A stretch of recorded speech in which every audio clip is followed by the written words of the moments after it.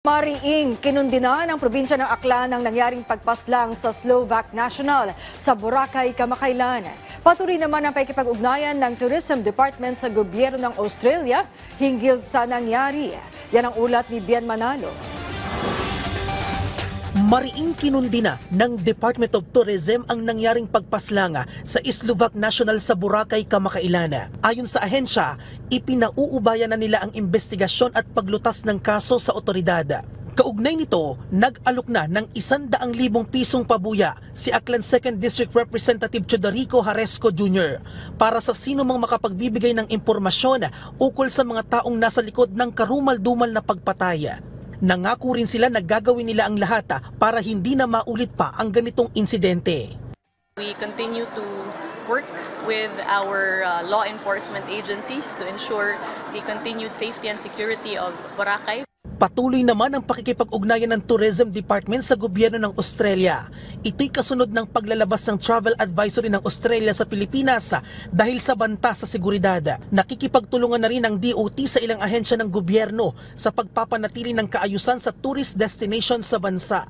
We continue to work with both the Australian government and stakeholders to ensure that this interest of Australians to the Philippines is sustained.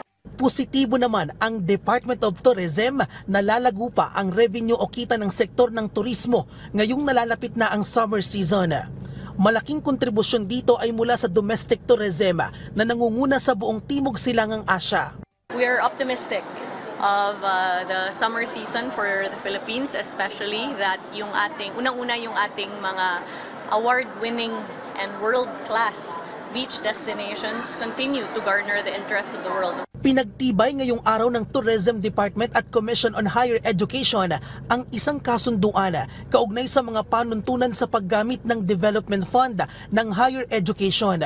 Layunin nito na mas palakasin ang tourism-related educational projects sa kolehiyo na huhubog sa kakayahan ng mga estudyante sa paggamit ng sustainable and innovative tourism sector ng Pilipinas.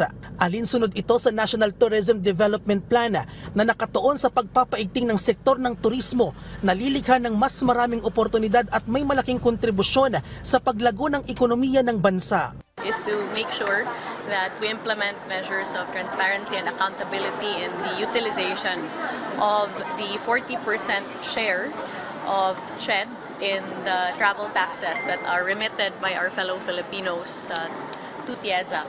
Patuloy din ang kolaborasyon ng DOT sa iba pang ahensya ng pamahalaan sa paghahatid ng skills training para sa mga manggagawa at iba yung pagpapalakas ng turismo ng Pilipinas. Bien Manalo para sa Pambansang TV sa Bagong Pilipinas.